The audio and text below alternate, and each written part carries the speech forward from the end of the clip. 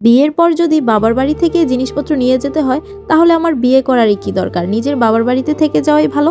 আমাকে রাখার মতন বিছানা হবে না, আমার জিনিসপত্র গুছিয়ে রাখার মতন আলমারি হবে না, ড্রেসিং টেবিল সুকেস হবে না, লেপ কাঁথা বালিশ সবই যদি নিয়ে যেতে হয় তাহলে ভাই আমার তোমার বাড়িতে যাওয়ার দরকার নাই, তুমি আমার বাড়িতে চলে আসো। সত্যি ভাবতেই অবাক লাগে, মানুষের মন মানসিকতা এখনো অনেক পিছিয়ে আছে। এগুলো নিয়ে এখনো মানুষ ফেসবুকে পোস্ট করে।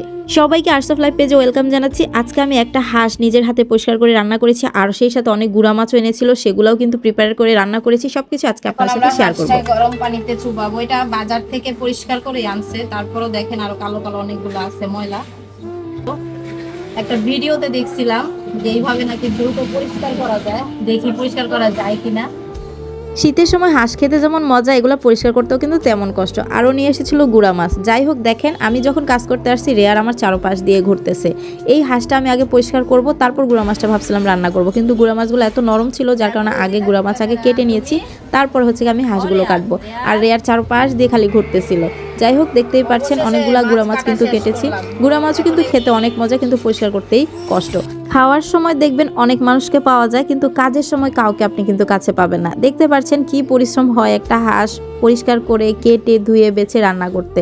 কিন্তু পুরুষ মানুষ বলবে এইগুলা কোনো কাজ, ঘরের কাজ কি কোনো কাজ? আসলে ঘরের কাজ তাদের কাজ মনে হয় না, কিন্তু তাদেরকে করতে দিলে বুঝবেন কি অবস্থা হয়।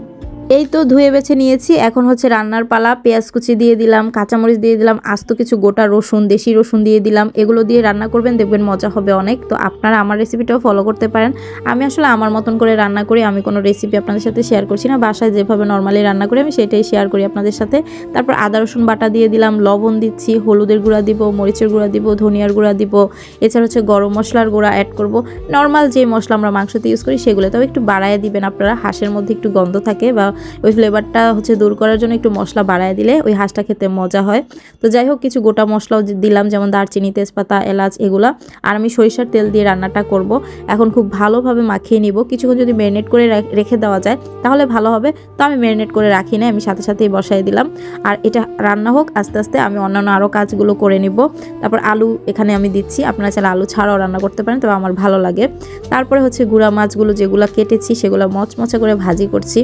এগুলা ভাজি কিন্তু অনেক বেশি মজা লাগে, দেশি মাছ ভাজা। তো এই তো আমার হাঁস ভুনা হয়ে গেছে, এখন হচ্ছে আমাদের খাওয়ার পালা।